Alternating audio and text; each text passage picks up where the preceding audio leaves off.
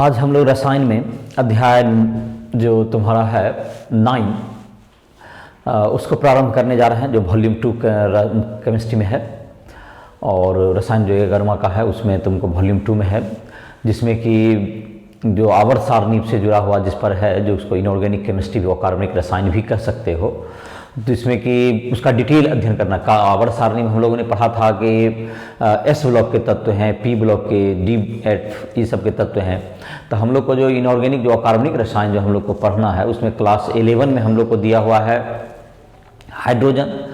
Hydrogen अलग है, S block में ही आता है, लेकिन हाइड्रोजन का गुण वर्ग 1 के तत्व से भी मैच नहीं करता, जिसका चर्चा हम लोग अभी करेंगे। तो उसके बाद जो है तुमको अगला जो अध्याय में एस ब्लॉक का एक अलग से अध्याय दिया हुआ है, और पी ब्लॉक को क्लास 11 में भी दिया गया है। कुछ वर्ग को पी ब्लॉक में 13 से लेकर 18 तक आता है। तो उसका 13 से 18 तक जो वर्ग है पी ब्लॉक का, कुछ क्लास 11वां में है, कुछ 12वां में है।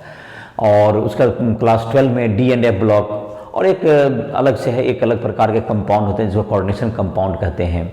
उसका मेटलर्जी के बारे में, तो ये सब क्लास 12 में तुम्हें पढ़ाई होगी। तो क्लास 11 में जो तुम्हें पढ़ाई होगी, पहले हाइड्रोजन के लिए एक अलग से अध्याय दिया हुआ है एनसीईआरटी बुक में, चूँकि उसका गुण एस ब्लॉक के अन्य तत्वों से अलग है, तो उसको एक अलग कर दिया गया। उसका एस ब्लॉक है, और उसका पी ब्लॉक के 2 वर्ग दिए हुए हैं तुम्हें क्लास 11 के एनसीईआरटी बुक में, तो उसकी पढ़ाई होगी।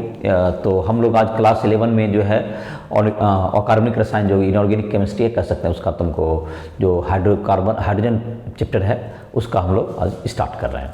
तो हाइड्रोजन पहला चीज़ है, तो पहले लिख देते हैं अध्याय 9 हाइड्रोजन।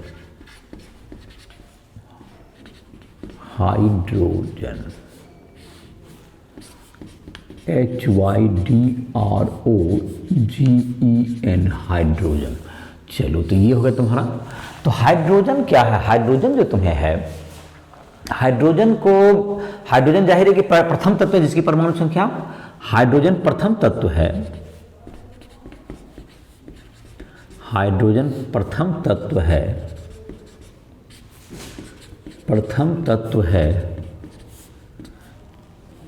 तत्व है। इसकी परमाणु संख्या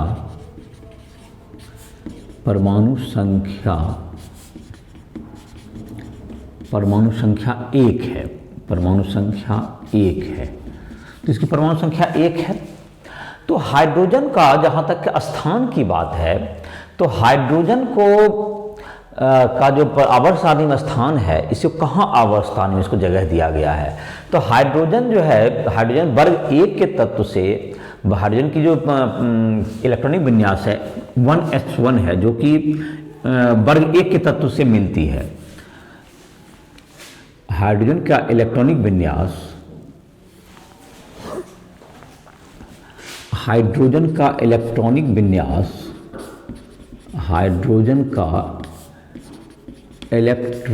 विन्यास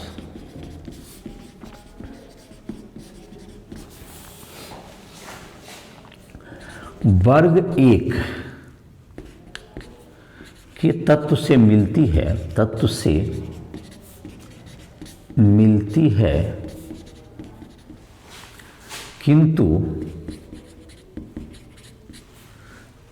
अधिकांश गुणों में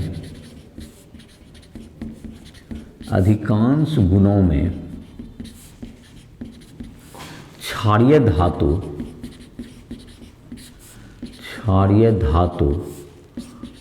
वर्ग 1 के तत्व से भिन्नता प्रदर्शित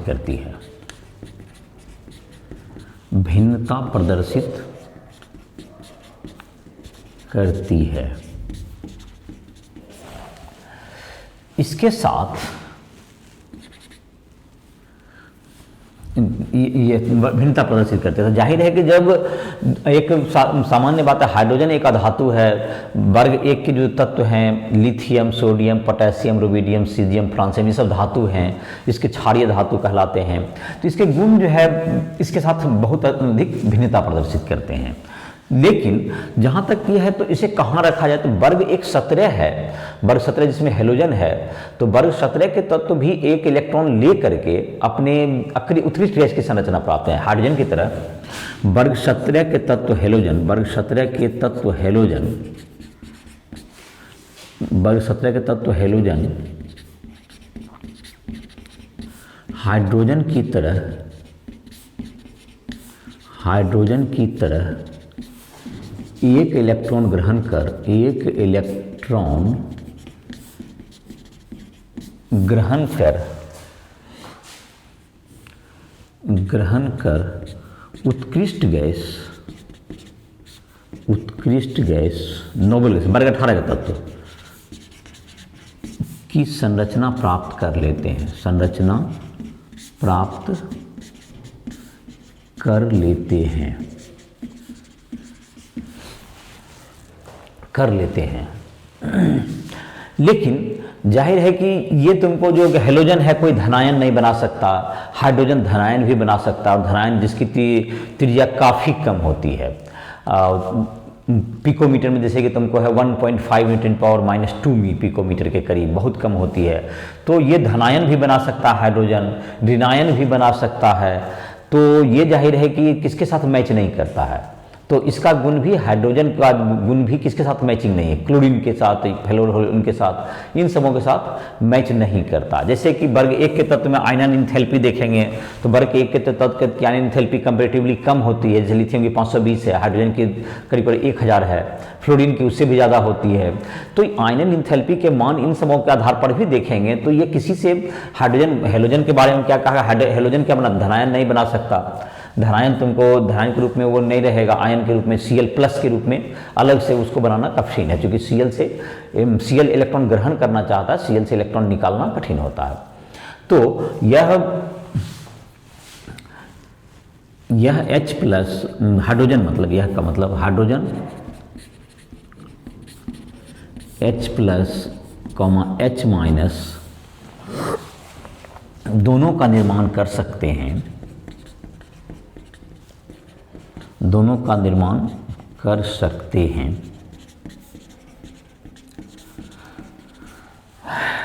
कर सकते हैं। इसलिए यह हेलोजन से भी, यह हेलोजन से भी बहुत से गुणों में, बहुत से गुणों में भिन्नता प्रदर्शित करता है, भिन्नता प्रदर्शित करता है। इसलिए आवर्त सारणी में इसे अलग स्थान दिया गया है, इसे अलग स्थान दिया गया है। तो हाइड्रोजन का बिल्कुल अलग स्थान हो गया, वह किसी वर्ग में दिया ही नहीं गया है, क्योंकि ना तो वर्ग 1 के तत्व से मिलता है इसका। तो ये हो गया तुम्हारा हाइड्रोजन का आवर्त सारणी में स्थान के बारे में कुछ जानकारी, कि हाइड्रोजन का जो है कुछ गुण इलेक्ट्रॉनिक विन्यास के आधार पर तो लगता है कि वर्ग 1 का तत्व होना चाहिए, लेकिन इसका जो है आयनन इंथैल्पी का मान देखें या अन्य गुण देखें कि सब क्षारीय धातु है उसमें, तो और हाइड्रोजन एक और धातु है, तो इस प्रकार से ये वर्ग 1 के तत्व के साथ भिन्नता प्रदर्शित करता है गुणों में। हेलोजन के तरह यह वर्ग 1 इलेक्ट्रॉन ग्रहण करके नोबल गैस जो हीलियम का संरचना ये प्राप्त कर लेता है, जो कि वर्ग 17 के तत्व भी 1 इलेक्ट्रॉन ग्रहण कर क्या करते हैं, उसी के कोरस्पॉन्डिंग जो होते हैं उत्कृष्ट gas neon, argon, krypton, xenon, radon, इसकी संरचना को प्राप्त कर लेता है वो halogen, fluorine, chlorine, bromine, iodine, ये सब सारे। तो लेकिन और भी गुण है, जैसे कि हेलोजन तुमको Cl+ मतलब प्लस के रूप में बनाने का कोई प्रयास नहीं करता, जो कि हाइड्रोजन आसानी से H+ में इलेक्ट्रॉन ग्रहण करके, इलेक्ट्रॉन त्याग करके बना सकता है। तो यह जो वर्ग 17 के तत्व जो हेलोजन है उससे भी गुणों में भिन्नता प्रदर्शित करता है। जाहिर है कि ना इसे वर्ग 1 में रख सकते हैं ना 17 में, तो इससे जाहिर है कि आवर्त सारणी में क्या कर दिया गया, इसे अलग ही स्थान दे दिया गया। तो चलता आवर्त सारणी में तुमको ये इसकी तत्व की चर्चा थी, हाइड्रोजन कहाँ उसको स्थान दिया गया है। दूसरा जो तुम्हें चर्चा किया गया हाइड्रोजन का, हाइड्रोजन की उपलब्धता की बात की गई है। हाइड्रोजन की उपलब्धता, हाइड्रोजन कहाँ कहाँ उपस्थित है, हाइड्रोजन की उपलब्धता।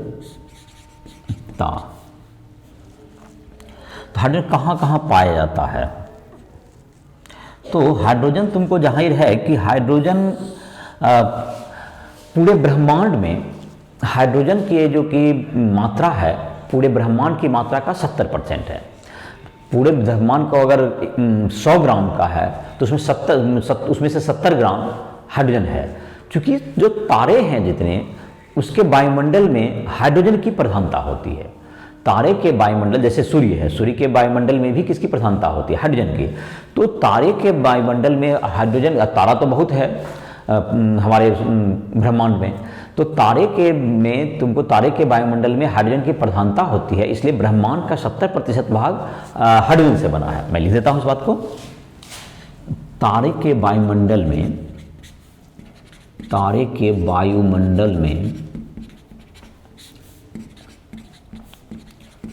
हाइड्रोजन की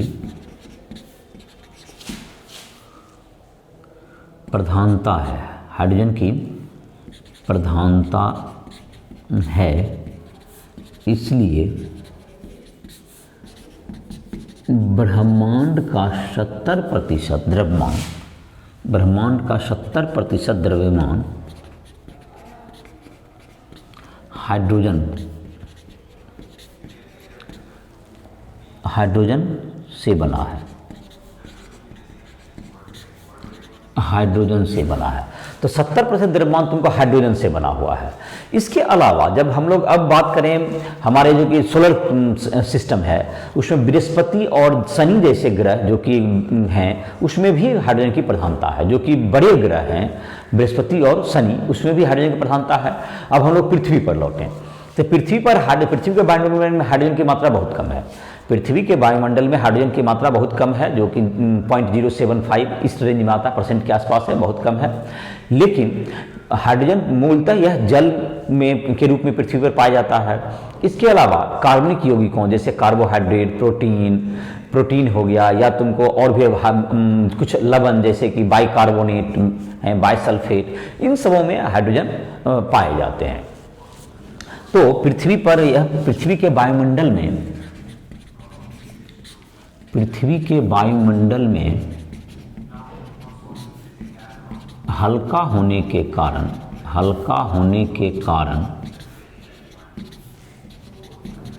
हाइड्रोजन की मात्रा बहुत कम है के कारण हाइड्रोजन की मात्रा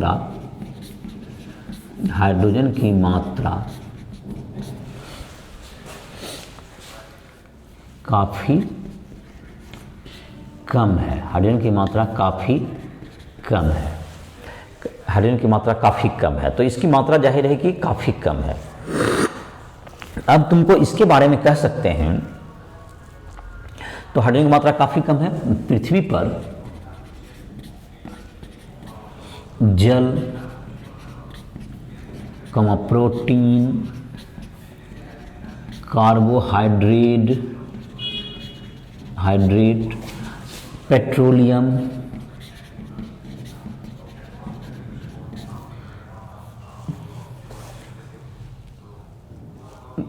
हाइड्रोजन कार्बोनेट, जिसको बाइकार्बोनेट भी कहते हैं, बाइकार्बोनेट, बाइसल्फेट जैसे लवणों में,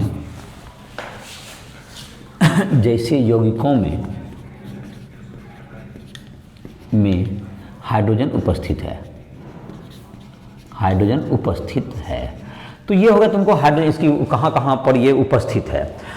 और हाइड्रोजन के 3 समस्थानिक हैं। हाइड्रोजन के समस्थानिक आइसोटोप कहते हैं। समस्थानिक का इंग्लिश हो गया आइसोटोप। समस्थानिक, आइसोटोप्स। तो समस्थानिक जो है, हाइड्रोजन के 3 समस्थानिक हैं। जाहिर है कि हाइड्रोजन के 3 समस्थानिक हैं, तीनों के नाम मैं लिख देता हूँ। H1, तो इसका संकेत भी लिख देते हैं। हाइड्रोजन का संकेत है, इसकी परमाणु संख्या 1, द्रव्यमान संख्या 1। इसको कहते हैं हम लोग प्रोटियम। इसको क्या कहते हैं हम लोग? प्रोटियम। ये अधिकांश हाइड्रोजन का यही समस्थानिक होता है। दूसरा समस्थानिक है तुमको हाइड्रोजन का इसको हम लोग कहते हैं ड्यूटेरियम। ड्यूटेरियम इसको डी से भी संकेत देता है, इसको बहुत जगह पर D12 भी लिखता है, ड्यूटेरियम को डी से भी लिख देता है। एच से तो लिखता है, एच ही लिखता है, इसका रासायनिक संकेत तो ऐसे सही में एच ही है, लेकिन इसको ड्यूटेरियम भी कहते हैं। इसको भारी हाइड्रोजन के नाम से भी जानता है लोग, इसको क्या कहते हैं हम लोग, भारी हाइड्रोजन भी कहता है। D2 भारी हाइड्रोजन का संकेत हो गया D2। इसको सबसे पहले जो है तुमको यूरे नाम के वैज्ञानिक ने इसको सेपरेट किया था, ड्यूटेरियम को इस समस्थानिक को पहले सबसे सामान्य हाइड्रोजन से अलग करके उसने रखा था, जिसके लिए उनको 1934 का नोबेल प्राइज भी दिया गया है, जिनको जो एनसीईआरटी बुक में तुम्हारा लिखा हुआ भी है। तो ये तुम्हारा मेंशन किया हुआ है, और ये तुम्हारा इसकी मात्रा बहुत कम होती है। अधिकांश जो प्रोटियम ही होता है। तीसरा समस्थानिक है जिसको हम लोग कहते हैं ट्राइटियम, इसको हम लोग क्या नाम देते हैं, ट्राइटियम। तो ट्राइटियम जो होगा तुम्हारा, ये रेडियो एक्टिव होता है, ये तुमको इसकी क्षय होती रहती है, ये रेडियो एक्टिव है जिसकी मात्रा समय के साथ घटती जाती है। तो ये रेडियो एक्टिव होता है जिसके समय के साथ इसकी मात्रा घटती जाती है, और ये तुमको बहुत ही कम, मतलब कि बहुत काफ़ी कम पाया जाता है इसकी मात्रा। तो सामान्य हाइड्रोजन में ज़्यादातर प्रधानता क्या होती है, 99.99% करीब प्रोटियम ही होता है। सामान्य हाइड्रोजन जो है उसमें बहुत अधिक मात्रा में कौन पाया जाता है, प्रोटियम पाया जाता है। और जहाँ तक कि न्यूट्रॉन की संख्या है, जो सामान्य हाइड्रोजन है उसमें जो है तुमको द्रव्यमान संख्या घटा परमाणु संख्या करने से क्या निकलती है, न्यूट्रॉन की संख्या। तो न्यूट्रॉन की संख्या सामान्य हाइड्रोजन में 1 - 1 0 हुआ। ड्यूटेरियम जो है तुम्हारा, जो कि डी है, जिसको भारी हाइड्रोजन भी कहते हैं, तो उसमें जो है तुमको डी में क्या हो जाएगा, या 1H2 जो है उसमें 2 - 1 दैट इज 1 हो गया न्यूट्रॉन, और ट्राइटियम में 2 न्यूट्रॉन होंगे। तो इसके रासायनिक गुणों में कोई अंतर नहीं होता, क्योंकि रासायनिक गुण जो इलेक्ट्रॉन की संख्या पर निर्धारित होते हैं, इलेक्ट्रॉन की संख्या तीनों में समान है, तो जाहिर है कि इसके रासायनिक गुण काफ़ी समान होते हैं। इनके रासायनिक गुण क्या है, समान होते हैं, क्योंकि इनकी कक्षाओं में एक ही इलेक्ट्रॉन होते हैं। और रासायनिक गुण मुख्यतः नाभिक के आवेश एवं इलेक्ट्रॉन की संख्या, जो कि खास करके बाहरी कक्षा में जो इलेक्ट्रॉन है उस पर निर्भर करती है। तो उस दोनों स्थिति में तीन समस्थानिकों के क्या होते हैं, सभी समान हैं, लेकिन द्रव्यमान के अंतर होने के कारण उसकी प्रतिक्रिया की दर में थोड़ी बहुत परिवर्तन होती है। लेकिन रासायनिक गुण लगभग इन सभी समस्थानिकों के रासायनिक गुण क्या होते हैं, समान होते हैं। क्यों होते हैं, क्योंकि इसी समस्थानिकों के रासायनिक गुण समान होते हैं, रासायनिक गुण समान होते हैं, क्योंकि इलेक्ट्रॉन की संख्या इनमें समान होती है। तो ये तुम्हारा हो गया समस्थानिक की चर्चा। तो हाइड्रोजन के समस्थानिक हो गए। हाइड्रोजन का आवर्त सारणी में स्थान क्या है, उसको सबसे अलग जगह दिया गया है। उसकी उपलब्धता क्या है, ब्रह्मांड के तारा जो है, तारा के वायुमंडल में 70 में बहुत अधिक हाइड्रोजन पाया जाता है, इसलिए ब्रह्मांड का 70% हाइड्रोजन है।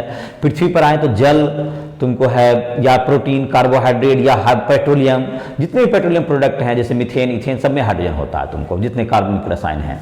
तो कार्बनिक यौगिक के रूप में, या और तुमको कुछ अकार्बनिक रसायन में जैसे कि बाइकार्बोनेट या हाइड्रोजन कार्बोनेट, HCO3, HSO4, इन सबों में कुछ मात्रा में और भी इत्यादि में पाई जाती है। तो हाइड्रोजन की ये उपलब्धता हो गई। और हाइड्रोजन के 3 समस्थानिक हैं, क्या क्या हो गया नाम उसका, प्रोटियम, ड्यूटेरियम और ट्राइटियम।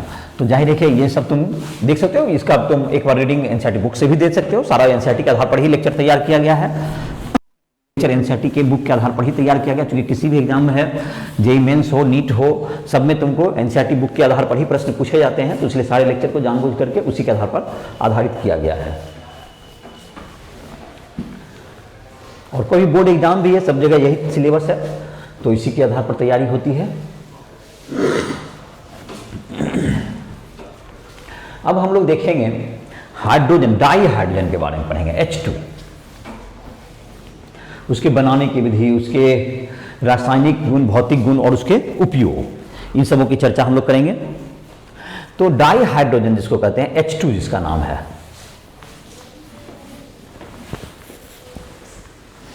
जिसको हम लोग हाइड्रोजन गैस भी कहते हैं, एनसीईआरटी बुक में उसको डाई हाइड्रोजन के नाम से लिखा जाता है।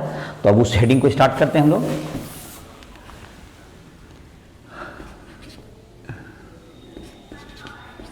Di hydrogen gas, H2 gas, H2, इसके बारे में हम लोग पढ़ेंगे। तो इसका जहाँ तक है, इसका हम लोग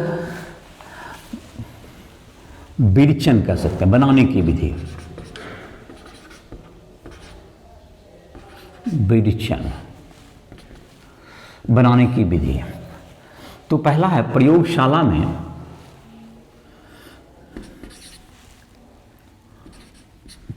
प्रयोगशाला विधि।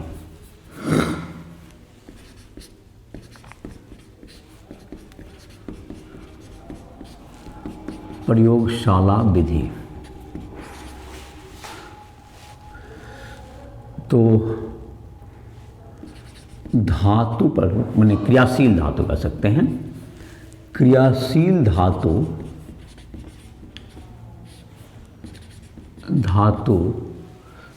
तनु अम्ल से H2 गैस बनाता है, H2 गैस बनाता है। Zn प्लस HCl, तो ये क्या करेगा, यहाँ से इसको हाइड्रोजन को प्रतिस्थापित कर सकता है ये H प्लस से, तो यहाँ बन जाएगा जिंक का जो है तुमको Zn का जो है इसकी संलग्नता 2 होती है, ZnCl2, अब प्लस क्या हो गया ये H2 गैस का ये संकेत है, तो गैस दे दो ये। तो ये तुम्हारा जहाँ संतुलन करेंगे तो यहाँ पर 2HCl दे देंगे, तो क्या हो जाएगा, ये तुमको संतुलित हो जाएगा। या तुमको जैसे कि Zn धातु है, तुमको Zn प्लस क्या कर सकते हैं हम लोग, H2 से 4 कर दो, तो क्या हो जाएगा Zn सल्फेट, जिंक सल्फेट, तो दोनों की संयोजकता 2-2 होती है, तो ZnSO4, अब प्लस क्या होगा तुम्हें ये H2 गैस यहाँ भी निकल गया। तो इस प्रकार से क्या हो गया तुमको ZnSO4 प्लस H2। दूसरा है तुमको इसमें प्रयोगशाला में Zn क्षार NaOH से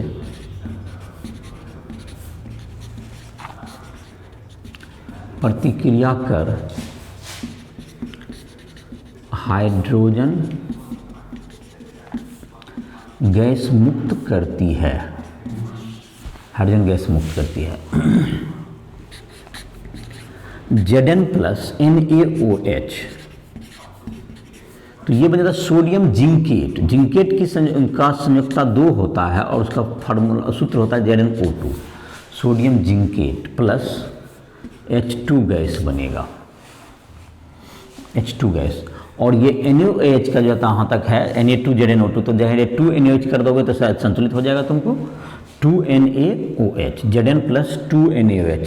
जैसे इसमें एल्यूमिनियम के साथ भी ये करता है, एल्यूमिनियम के साथ भी सोडियम एल्यूमिनेट बनाता है, और Na2AlO3 ऐसा करके बनता है तुम्हारा उसमें, और इसके साथ भी बनेगा तुमको Sn के साथ। तो ये किसके साथ देता है, Zn, Sn एवं Sn, और एल्यूमिनियम भी Al एवं Sn भी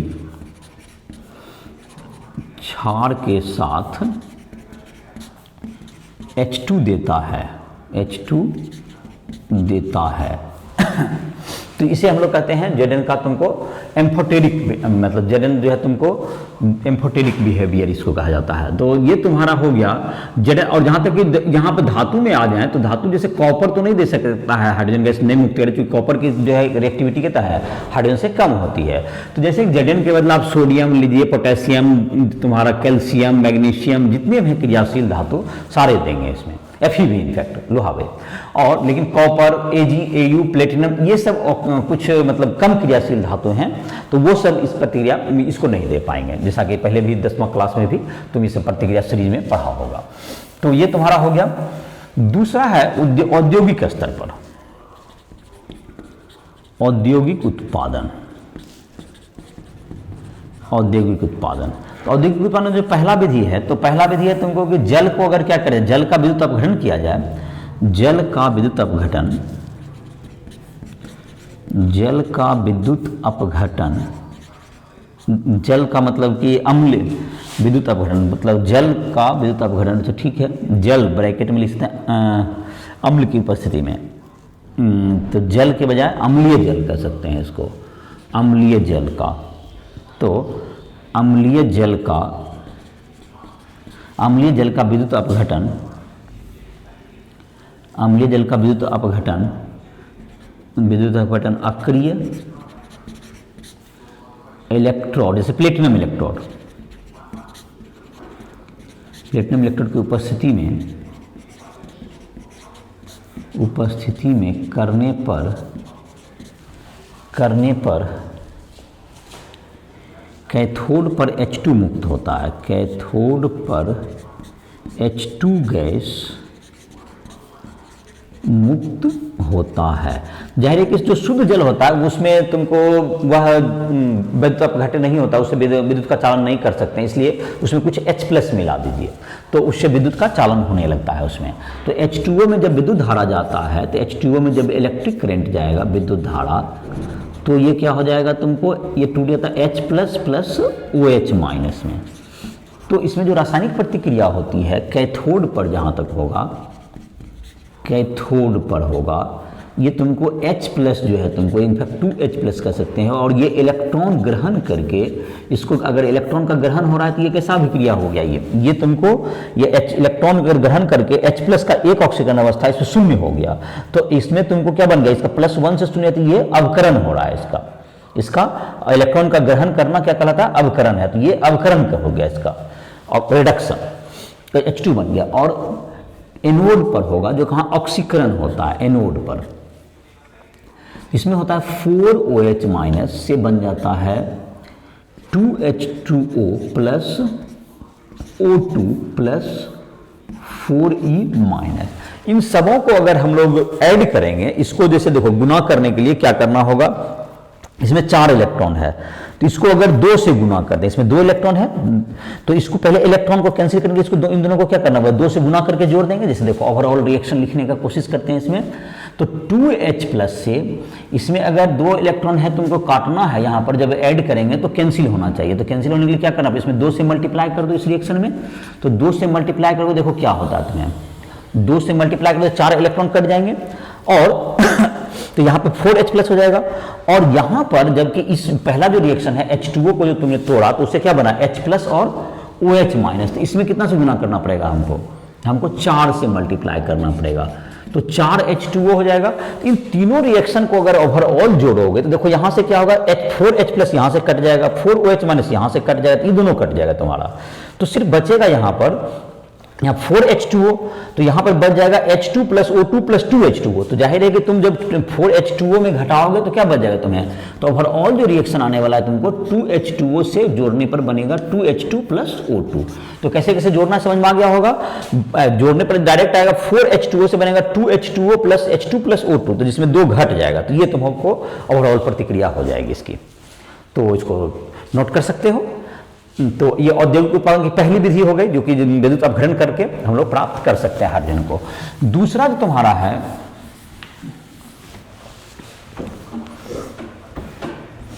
औद्योगिक उत्पादन में तुमको विद्युत अपघटन हम लोग अगर करें, दूसरा में दिया हुआ है तुमको निकेल इलेक्ट्रोड की उपस्थिति में जब बेरियम हाइड्रोक्साइड का विद्युत अपघटन करते हैं तो 99.95% शुद्ध हाइड्रोजन प्राप्त किया जा सकता है। औद्योगिक उत्पादन की दूसरी विधि जो है तुमको उसमें लिख सकते हैं निकेल इलेक्ट्रोड की उपस्थिति में निकेल बेरियम हाइड्रोक्साइड का विद्युत अपघटन करने पर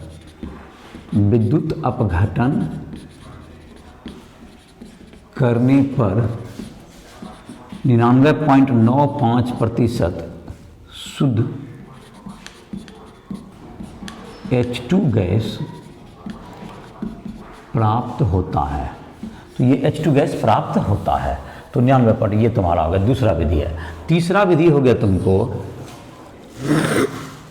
ब्राइन, मतलब कि समुद्री जो नमक है, ब्राइन का विद्युत अपघटन करने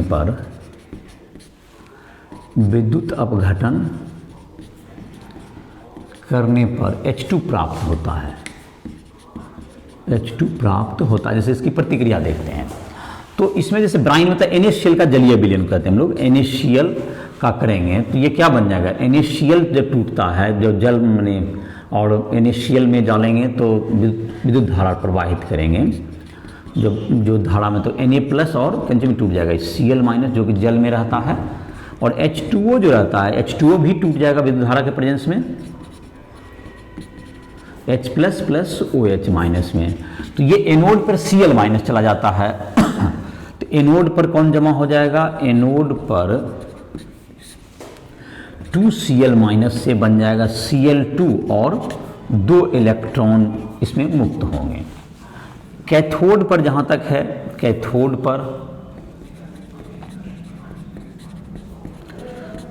पर कौन होगा, तो कैथोड पर देख लेते हैं। कैथोड में तुमको जहां तक है ये Na+ और H+ में तुमको H+ यहां पे जाएगा, H+ तुमको अवकृत हो जाएगा, तो यहाँ पर बन जाएगा 2H+ प्लस 2E- से H2, चूँकि इलेक्ट्रोकेमिकल सीरीज में H2 जो है H+ को अवकरण करना धारा के लिए, इलेक्ट्रॉन के लिए आसान है बनिस्पत Na+ के। तो ये Na को अवकरण ना करके किसको चूज करेगा ये अवकरण करने के लिए, हाइड्रोजन को, तो ये H2 मुक्त होगा तुम्हारा, ये H2 मुक्त होगा। और जाहिर है कि विलयन में कौन बच गया तुम्हें, Na+ प्लस OH-, तो NaOH बच गया तुम्हारा ये। तो अगर ओवरऑल रिएक्शन हम लोग देखेंगे तो यहाँ पर अगर 2H+ है तो 2 से इसको गुना करना पड़ेगा, ये जैसे कि 2 से इसको कैंसिल, Na+ को अगर तुमको Cl- को कैंसिल कराते हैं, यहाँ 2Cl- है तो यहाँ भी 2 से गुना कर दो इसको, और नीचे वाला भी रिएक्शन को अगर 2 से मल्टीप्लाई कर दो, क्योंकि यहाँ पर भी तुम्हारा क्या है H+ को कैंसिल आउट होना है, तो 2 से माइनस, इन दोनों को 2 से गुना कर दें, अगर इस रिएक्शन को भी 2 से कर दो और इसको भी 2 से मल्टीप्लाई कर दो, और उसके बाद ओवरऑल जोड़ के लिखो तो क्या रिएक्शन आएगा तुम्हारा, देखो तो यहाँ पर तो 2 NaCl आ जाएगा तुम्हें, यहाँ पर जब 2 मल्टीप्लाई होगा तो क्या आ जाएगा तुम्हारा, जोड़ने पर क्या आ जाएगा तुम्हें रिएक्शन, ऐड करने पर तो 2 NaCl आएगा,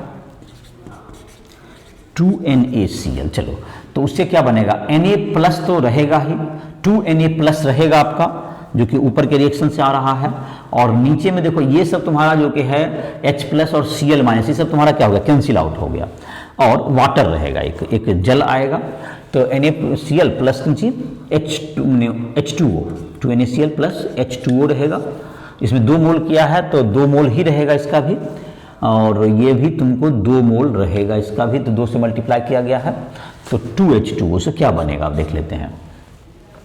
राइट साइड में कौन कौन बचा है, तो पहला जो तुम्हारा है Na+ बच जाएगा, 2 Na+ बच जाएगा, 2 Na+ बच जाएगा, प्लस 2 OH- भी बचेगा आपका, जिसको 2 NaOH कह सकते हैं आप, बन गया, प्लस क्या बच गया H2 बन गया, और प्लस Cl2 बन गया।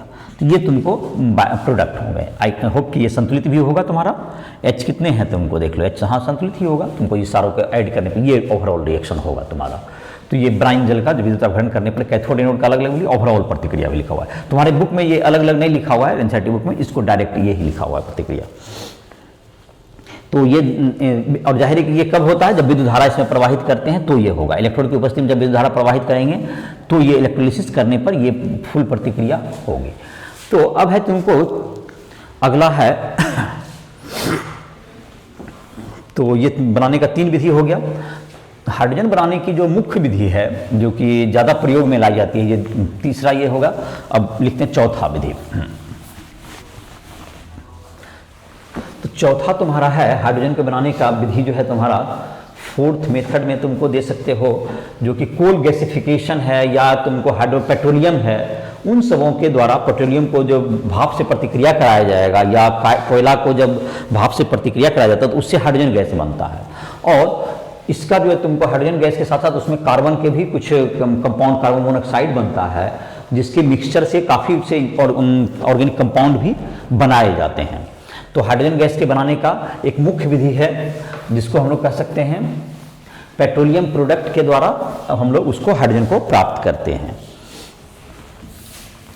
तो चौथा जो तुम्हारा है हाइड्रोकार्बन या कोयला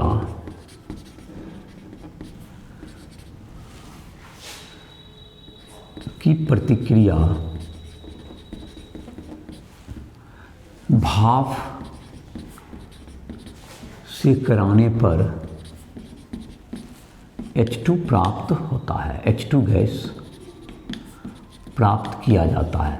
तो ये जाहिर है कि H2 बनाने की मुख्य विधि है, H2 का औद्योगिक उत्पादन का ये मुख्य विधि है। जैसे कि CH4 है, अगर ये हाइड्रोकार्बन में आ गया, प्लस H2O है, इसमें देंगे तो क्या बन जाएगा तुम्हें, CO प्लस H2, ये क्या मिक्सचर बन जाएगा, CO प्लस क्या होगा तुम्हें, CO तो बन ही गया, प्लस H2 का जाहिर क्या है, तो 3H2 बन गया, 3H2 गैस बन गया ये तुम्हें। तो ये तुम्हारा हो गया। चाहे कोल गैसिफिकेशन, कोयला है, C प्लस H2O, ये कोल हो गया, कार्बन, कोयला, C प्लस H2O से क्या बन जाएगा, CO प्लस H2। ये कोल को गैस के रूप में प्रतिक्रिया किया गया, इसलिए कोल गैसीकरण कहते हैं इसको, इस प्रतिक्रिया को कोल गैसीकरण कहते हैं, कोल गैसिफिकेशन, कोल गैसीकरण प्रतिक्रिया भी कहेंगे हम लोग, कोल गैसिफिकेशन, क्योंकि कोल कोयला से गैस प्राप्त किया गया। CO प्लस H2 के मिक्सचर को हम लोग, CO प्लस H2 के मिक्सचर को हम लोग जल गैस कहते हैं, इसको हम लोग क्या कहते हैं, जल गैस, इसको जल गैस, जल से भी बना तो इसलिए जल gas, water gas, water gas. CO plus H2 का मिश्रण, H2 का मिश्रण बहुत से कार्बनिक रसायन को, कार्बनिक यौगिक को बनाने के काम आती है, बनाने के काम आती है, इसलिए इसे सीन गैस, सीन मतलब सिंथेसिस, बनाना, अंग्रेजी शब्द सिंथेसिस से सीन गैस भी कहते हैं। सीन मतलब सिंथेसिस, मैंने कहा ऑर्गेनिक कंपाउंड को बनाना, सिंथेसिस करना, इसलिए संश्लेषण करना, इसलिए इसको नाम कौन सा गैस कहते हैं हम लोग, सीन गैस भी कहते हैं। और जब हम लोग iron chromate, iron chromate FeCrO4 की उपस्थिति में H2 का उत्पादन बढ़ जाता है, इसे भाप अंगार गैस स्थिति प्रतिक्रिया कहते हैं, स्थिति प्रतिक्रिया कहते हैं, शिफ्ट रिएक्शन। तो ये शिफ्ट कर जाता है, मतलब कि इसका जो CO जो होता है, CO को FeCrO4 जो आयरन क्रोमेट है वो इसको एब्जॉर्ब कर लेता है, जिससे कि H2 का, इसका जो इधर की जो प्रतिक्रिया की दर है वो बढ़ जाती है, इससे उत्पादन H2 का बढ़ जाता है, H2 का प्रोडक्शन बढ़ जाएगा। तो ये तुम्हारा है किससे, हाइड्रोकार्बन से। जाहिर है कि तुमको दिया हुआ तुम्हारी किताब में कि जो औद्योगिक स्तर पर 74 से 75-78% तक किसका उत्पादन होता है, इसी विधि से प्रयोग किया जाता है। और तुमको बाकी जो तुम्हारा 74 से, मतलब कि पेट्रोलियम से होता है, कुछ कोयला से करीब 14-15% होता है, तो लगभग तुमको 95% तक जो कि हाइड्रोजन का उत्पादन है इसी विधि से हो जाता है, जो विधि है उसका 4% लगभग जल के विद्युत अपघटन से होता है, 1% अन्य विधियां से होती है, ऐसा तुम्हारी किताब में लिखा हुआ है। तो जो कि समय के साथ ही डाटा बदलते भी रहता है। तो ये मतलब मुख्य उत्पादन की, औद्योगिक उत्पादन की ये मुख्य विधि है इसकी, जो कि चौथा नंबर तुम्हारा जो विधि है, ये तुमको 75 से 80% तक इसका उत्पादन इसी विधि से होता है। 75 मतलब 75 तो हाइड्रोकार्बन हो गया, फिर इसका मिला देंगे तो 95 तक चला जाएगा, इसका कोल गैसिफिकेशन मिला करके। तो ये तुम्हारा हो गया हाइड्रोजन गैस का क्या हो गया, विरचन बनाने की विधि हो गई। अब हम लोग हाइड्रोजन गैस के गुण के बारे में भी देख लेते हैं। हाइड्रोजन गैस का जो भौतिक गुण कैसा है, रासायनिक गुण, उसके बाद रासायनिक प्रतिक्रिया भी उसका देख लेते हैं।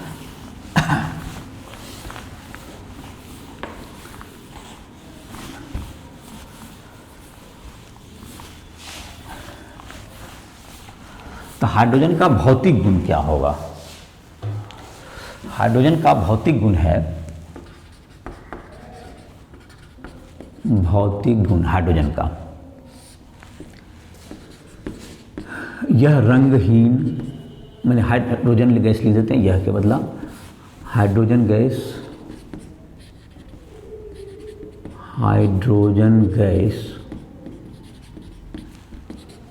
रंगहीन, गंधहीन,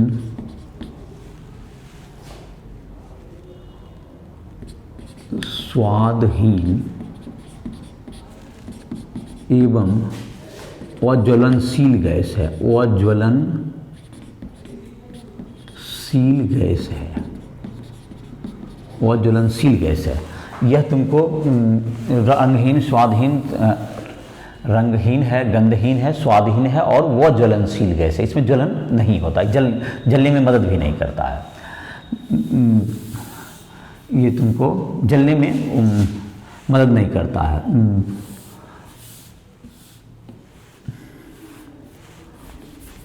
एक मिनट, इसको अलग लाइन कर देते हैं। रंगहीन, गंधहीन, स्वादहीन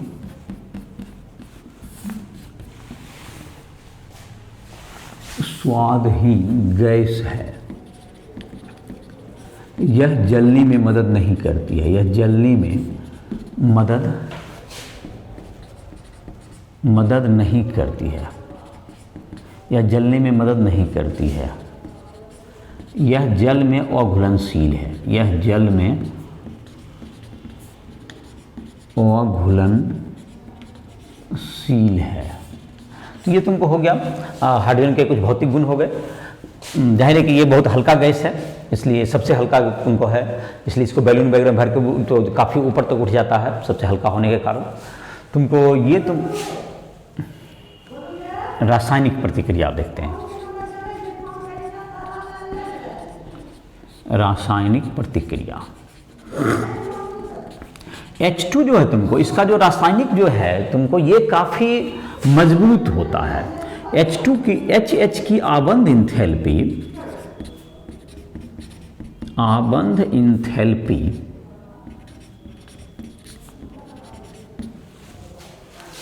435 किलोजूल प्रति मोल काफ़ी अधिक है। तो इसकी जब अधिक है तो इसका मतलब है कि यह सामान्य ताप पर लगभग क्या होता है, अक्रियाशील होता है। यह सामान्य ताप पर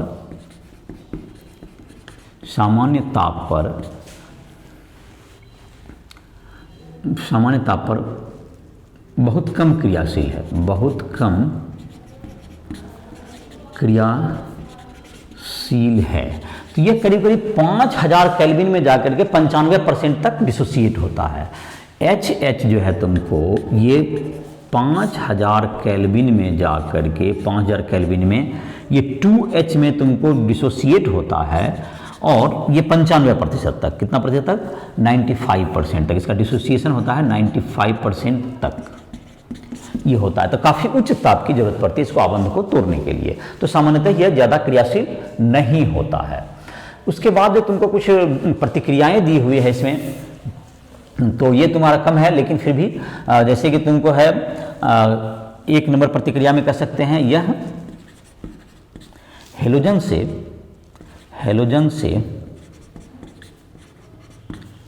प्रतिक्रिया कर हाइड्रोजन हैलाइड का निर्माण करता है। हाइड्रोजन हैलाइड का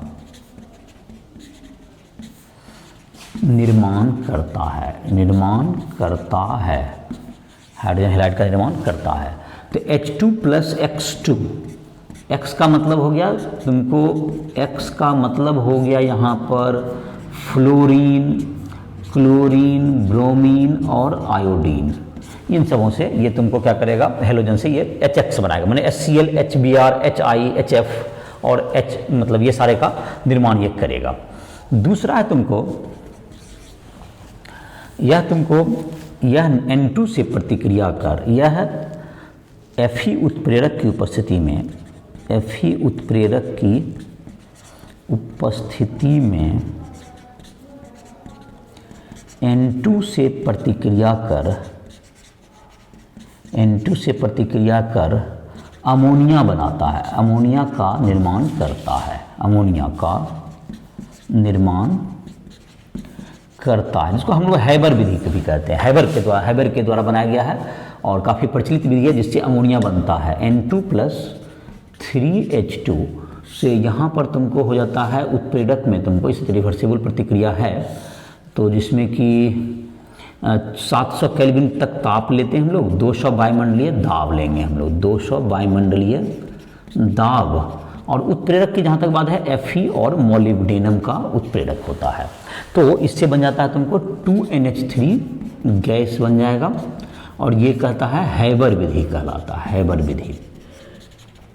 तो ये तुम्हारा अमोनिया बनाने की विधि है। और इस अमोनिया से हम लोग नाइट्रिक अम्ल, जो नाइट्रोजन के खाद हैं जैसे कि यूरिया है तुमको, या अमोनियम फॉस्फेट है, इन सबों के निर्माण में भी ये मदद करती है। तो ये तुम्हारा हो गया। यह धातु से प्रतिक्रिया कर हाइड्राइड का निर्माण करता है, हाइड्राइड का निर्माण करता है। तो हाइड्राइड का निर्माण करता है, जैसे तुम्हारा हो गया हाइड्राइड का निर्माण करता है, तो तुमको ये तुम्हारा हो जाएगा जैसे Na+H2, इससे बन जाएगा 2NaH, ऐसे हो जाएगा, इसको 2 से संतुलित कर दो। Ca+H2 से CaH2, तो हाइड्राइड ये बन जाता है। तो ये तुमको हाइड्राइड का निर्माण करता है धातु के साथ। ये 3 प्रतिक्रिया हो गई। तुमको चौथा है कि कुछ ये जो तुमको है वनस्पति तेल को इसमें क्या कर सकते हैं हम लोग, वनस्पति घी में बदलने में भी काम करते हैं इसका। तो इसको मिटाते हैं, देखते हैं, ऊपर लिखते हैं।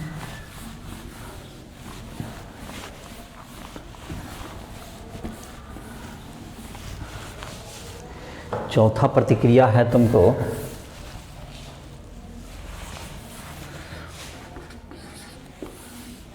वनस्पति तेल +H2 से बन जाता है वनस्पति घी, जिसको डालडा, जिसका कि वनस्पति घी, जिसको वेजिटेबल ऑयल कहते हैं। तो वेजिटेबल मैंने इसके बनाने में भी काम आता है, इसको हाइड्रोजनीकरण कहते हैं। वनस्पति तेल का जब हाइड्रोजनीकरण करेंगे तो वनस्पति घी में कन्वर्ट हो जाता है।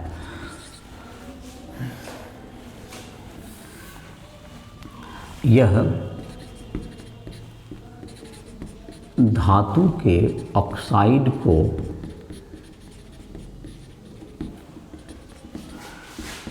धातु में अपचयित कर सकता है। जैसे CuO है तो इसको जो है तुमको H2 डाल दोगे, जो कम क्रियाशील धातु है, तो ये उसको अपचयित करके धातु में अपचयित कर देगा और इधर खुद ऑक्सीकृत होकर जल बना लेगा। तो ये तुमको इसको जो है इसमें भी काम आता है, ये धातु के ऑक्साइड से धातु प्राप्त करने में। जैसे कि तुमको एक उदाहरण या इसके बाद दिया हुआ है तुम्हारी किताब में कि कुछ दिए हुए हैं प्रतिक्रिया को, उससे किस प्रकार प्रतिक्रिया करता है, उसमें एक CuO से भी दिया हुआ है। तो इसमें तुमको क्या हो गया, तो ये तुमको H2 जो है तुमको ऑक्सीकारक की तरह भी प्रयोग आता है, जैसे H2+Cl2 है या H2+F2 है। जैसे एक उदाहरण है, पहला उदाहरण जो तुमको दिया हुआ है 1 नंबर, तो H2+F2 से क्या बन गया, H2+F2 से बन जाएगा HF बनता है। तो ये इसका कैसा गुण हुआ, ये देखो H2 0 इसका ऑक्सीकरण अवस्था से 1 हो गया, तो इसका ऑक्सीकरण ये खुद अब तो, और F2 को क्या कर दिया, F2 ने इसको F2 का क्या हो गया, इसमें अपचयन हो गया।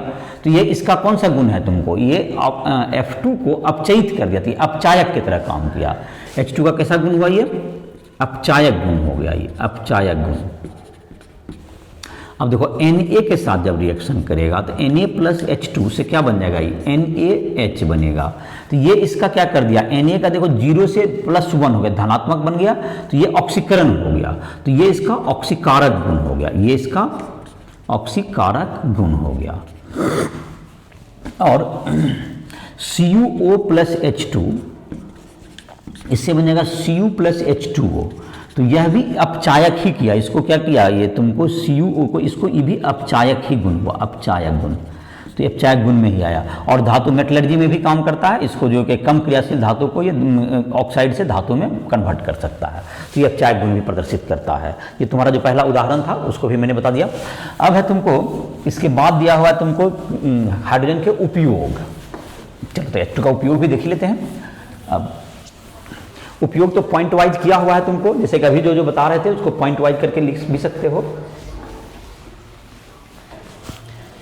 H2 का उपयोग,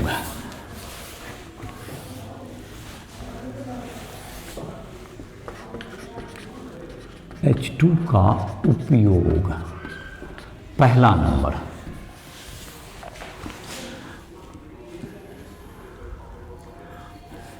अमोनिया के उत्पादन में जिससे HNO3 एवं नाइट्रोजन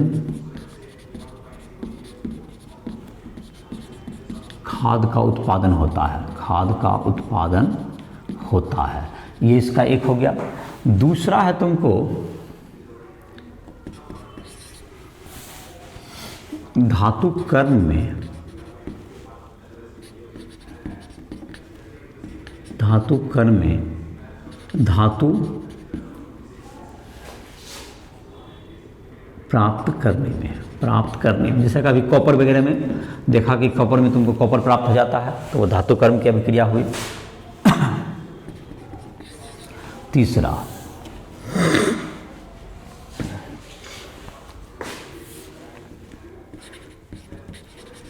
ईंधन सेल में ऊर्जा की प्राप्ति में, तो यह जो है प्रदूषण रहित ईंधन, इसमें जैसे कि H2+O2 से H2O बनाओ, तो ईंधन सेल में यह तुमको क्या होगा, उससे ऊर्जा भी मिलेगी, जल भी प्राप्त होगा और उससे प्रदूषण रहित होती है, जिससे कि हाइड्रोजन इकोनॉमी भी कहते हैं। लेकिन हाइड्रोजन की चूंकि प्रकृति में जो है हम लोग के जो अर्थ पर बहुत कम मात्रा में है और इसलिए यह विधि बहुत ज़्यादा कारगर अभी तक नहीं हो पाई है।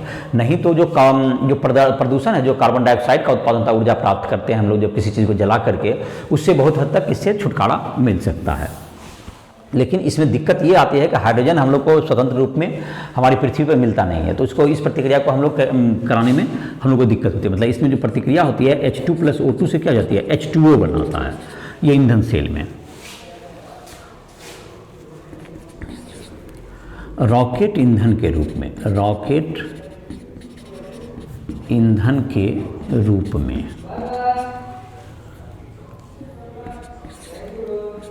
वनस्पति तेल से वनस्पति घी बनाने में, वनस्पति तेल से वनस्पति घी बनाने में,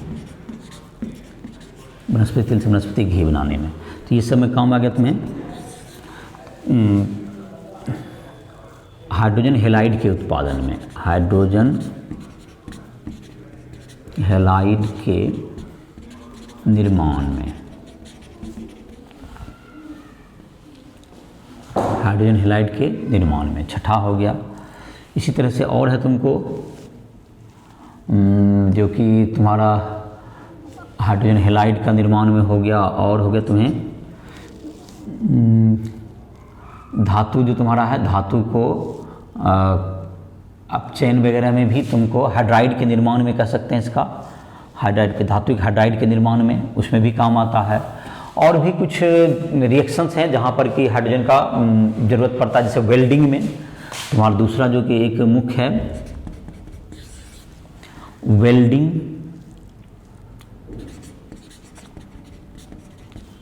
वेल्डिंग गैस के रूप में,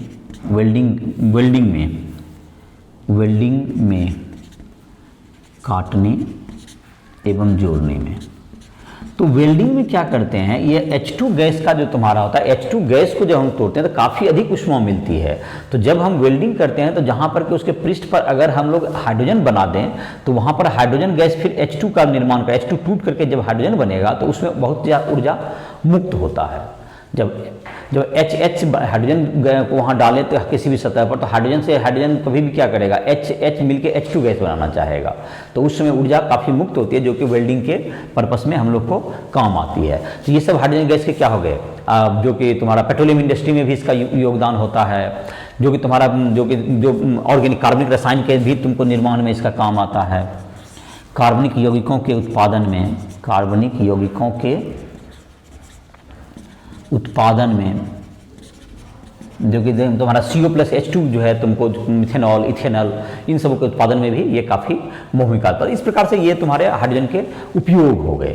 तो इस प्रकार से तुमने इस लेक्चर में पढ़ा कि हाइड्रोजन गैस तुमको कहाँ कहाँ उसको कैसे बनाया जाता है, हाइड्रोजन के स्थिति क्या है, उसके विरचन, उसके भौतिक गुण, रासायनिक गुण, उसके उपयोग, इन सबों के बारे में इस लेक्चर में हमने इसको पढ़ा। तो इसी साथ इस लेक्चर को समाप्त करते हैं।